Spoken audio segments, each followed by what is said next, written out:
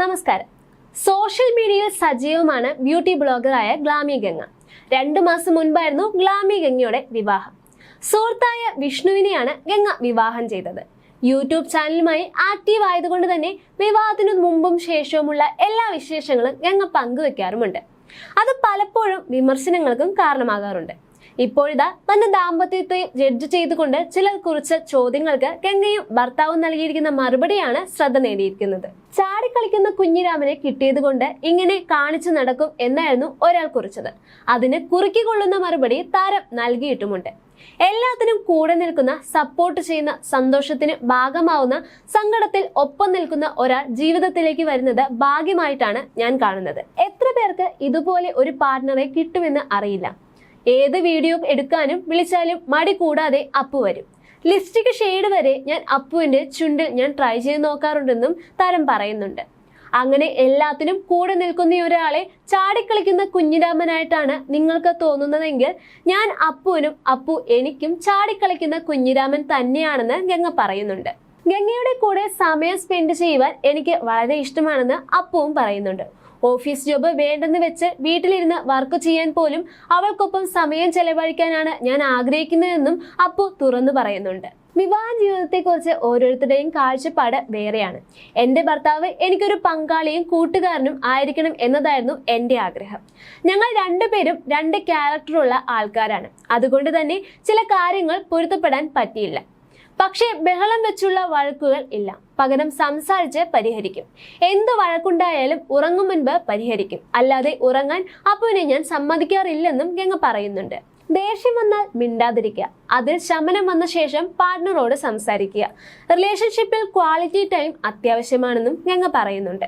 പങ്കാളികളുടെ love language അനുസരിച്ച് പെരുമാറുക എന്നതും അപ്പുവിന്റെ ഉള്ളിലെ കുഞ്ഞിനെ കൊഞ്ചിക്കുന്നതാണ് ഞാനെന്നും ഗംഗ പറയുന്നുണ്ട്. അപ്പുവിനും അത് ഇഷ്ടമാണ്. അവന്റെ ഹോമാണ് ഞാൻ. ഞങ്ങളുടെ വീട്ടിലെ ഒരു അംഗമായി അപ്പു ഇപ്പോൾ മാറിക്കഴിഞ്ഞു. അപ്പുവിന്റെ ഹോമായി തോന്നിയത് കൊണ്ടാണ് ഞങ്ങൾ വിവാഹം ചെയ്തത് പോലും എന്നും ഗംഗ പറയുന്നുണ്ട്. സുഹൃത്തുക്കളായിരുന്ന സമയത്ത് ക്രഷ് ഒന്നും തോന്നിയിരുന്നില്ല. പക്ഷേ അപ്പുവിന്റെ ക്യാരക്ടർ എനിക്ക് ഭയങ്കര ഇഷ്ടമായിരുന്നു എന്നും ഗംഗ പറയുന്നുണ്ട്. കൂടിപ്പോയാൽ 1 വർഷം അല്ലെങ്കിൽ 2 വർഷം, പിന്നെ ഡിവോഴ്സ് എന്ന കമന്റ് ഇട്ട വ്യക്തിക്ക് ഗംഗ നല്ല മറുപടിയും നൽകിയിട്ടുണ്ട്. ഈ കമന്റ് ഇട്ട വ്യക്തിയെ ഡിവോഴ്സ് ആവുകയാണെങ്കിൽ ഞാൻ വിളിക്കാമെന്നും ഗംഗ പറയുന്നുണ്ട്. എന്റെ വക്കീൽ ഫീസ് നിങ്ങൾ കൊടുക്കില്ലേ എന്ന് ഗംഗ ചോദിക്കുന്നുണ്ട്. പിന്നെ ഭാവിയിൽ എന്ത് സംഭവിക്കുമെന്ന് എനിക്കറിയില്ല. നിങ്ങളെപ്പോലെ പ്രഡിക്റ്റ് ചെയ്യാനുള്ള കഴിവ് എനിക്ക് ഇല്ല എന്ന് ഗംഗ പരിഹസിക്കുന്നുണ്ട്.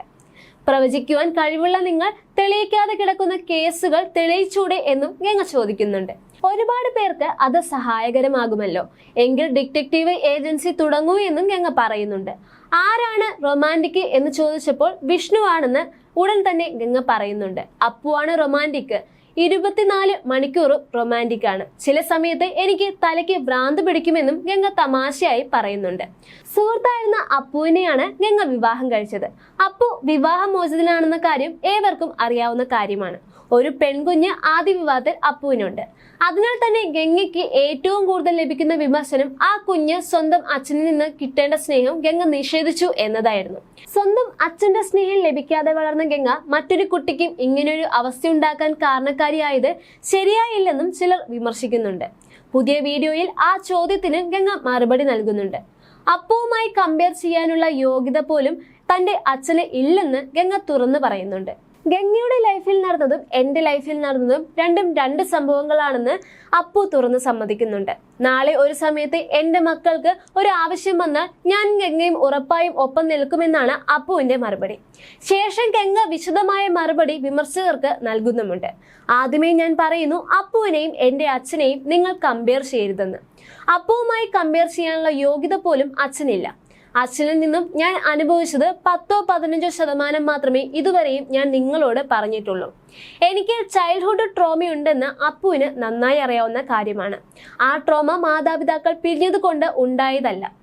കുട്ടിക്കാലത്ത് എനിക്കുണ്ടായ സെക്ഷൽ ചൈൽഡ് അബ്യൂസ് കാരണം വന്നതാണെന്നും ഗംഗ തുറന്നു പറയുന്നുണ്ട്. 2 തവണയാണ് സെക്ഷൽ ചൈൽഡ് അബ്യൂസ് എനിക്കുണ്ടായത്. ഇരുട്ടിൽ നിഴൽ കാണുന്നത് പോലും ബുദ്ധിമുട്ടായിരുന്നു. അപ്പു മുൻപ് ഭാര്യയോട് ഗാർഹിക പീഡനം നടത്തിയിട്ടില്ല, ചതിച്ചിട്ടില്ല, തെറി വിളിച്ചിട്ടില്ല. പക്ഷേ എന്റെ അച്ഛൻ അപ്പുവിന് നേരെ ഓപ്പോസിറ്റ് ആയിരുന്നു. അതിനാലാണ് ഇരുവരെയും കമ്പയർ ചെയ്യരുതെന്ന് ഞാൻ പറയുന്നത്. കുഞ്ഞിനെയും അപ്പു ഒരു തരത്തിലും ഉപദ്രവിച്ചിട്ടില്ല. പിന്നെ കുഞ്ഞുങ്ങൾ പിറന്ന ശേഷം വിവാഹമോചിതരായ ആദ്യത്തെ ദമ്പതികളല്ല അപ്പുവും മുൻ ഭാര്യയും. ഒരുമിച്ച് മുന്നോട്ട് പോകുവാൻ പറ്റുന്നില്ലെന്ന് നോ പറഞ്ഞ് അതിൽ നിന്നും ഇറങ്ങിപ്പോരുന്നത് നല്ലതാണെന്നും വിശ്വസിക്കുന്ന ആളാണ് താനെന്നും ഗംഗ പറയുന്നുണ്ട്. അച്ഛൻ നോക്കാത്തത് കൊണ്ട് ഞങ്ങൾ ഒരുപാട് ദാരിദ്ര്യം അനുഭവിച്ചിട്ടുണ്ട്. പലയിടത്തും നാണം കെട്ട് നിന്നിട്ടുണ്ട്. അപ്പുവിന്റെ കുഞ്ഞിന് കിട്ടേണ്ട സ്നേഹം ഞാൻ തട്ടിപ്പറിച്ച് എടുത്തിട്ടില്ല. ആ കുഞ്ഞ് അപ്പുവിന് ഒപ്പമുണ്ടായിരുന്നുവെങ്കിൽ ഞങ്ങളുടെ കല്യാണം നീണ്ടുപോകുമായിരുന്നു. കാരണം ഞാൻ അപ്പുവിന്റെ ജീവിതത്തിലേക്ക് വരുന്നതിൽ ആ കുഞ്ഞിനും സ്വന്തമായിട്ടുള്ള ഇഷ്ടങ്ങൾ ഉണ്ടാകണം. അങ്ങനെ ഒരു സാഹചര്യം വരുന്നത് വരെ ഞങ്ങൾക്ക് വെയിറ്റ് ചെയ്യണമായിരുന്നു. കുഞ്ഞുണ്ടായിരുന്നുവെങ്കിൽ അപ്പു ഒരിക്കലും കല്യാണം കഴിക്കില്ലായിരുന്നുവെന്നും ഗംഗ മറുപടി പറയുന്നുണ്ട്. ഗംഗയും അപ്പുവും തിരുവനന്തപുരം സ്വദേശികളാണ്. ഇരുവരും തുടക്കത്തിൽ സുഹൃത്തുക്കളായിരുന്നു. അപ്പുവിന്റെ സ്വഭാവം ഇഷ്ടപ്പെട്ടതിനാൽ ഗംഗയും വീട്ടുകാരും അങ്ങോട്ട് ആലോചനയുമായി ചെല്ലുകയുമായിരുന്നു. ഗംഗയുടെ മോശം സമയത്ത് പോലും ആത്മാർത്ഥ സുഹൃത്തുക്കളോട് ഒപ്പം നിന്ന ആളാണ് അപ്പു. ആ സത്യസന്ധത തന്നെയാണ് ഗംഗയെ ആകർഷിച്ചതും. തന്റെ ഫെയിമോ പണമോ ഫോളോവേഴ്സിനെയോ കണ്ട് തനിക്കൊപ്പം കൂടിയതല്ല അപ്പു എന്നും ഗംഗ നിരന്തരം പറയാറുണ്ട്. കുട്ടിക്കാലത്ത് തന്നെ ഗംഗയെയും അമ്മയെയും സഹോദരങ്ങളെയും അച്ഛൻ ഉപേക്ഷിച്ചു. പിന്നീട് ഇന്ന് കാണുന്നതെല്ലാം ഗംഗ അധ്വാനിച്ച് നേടിയെടുത്തതാണ്.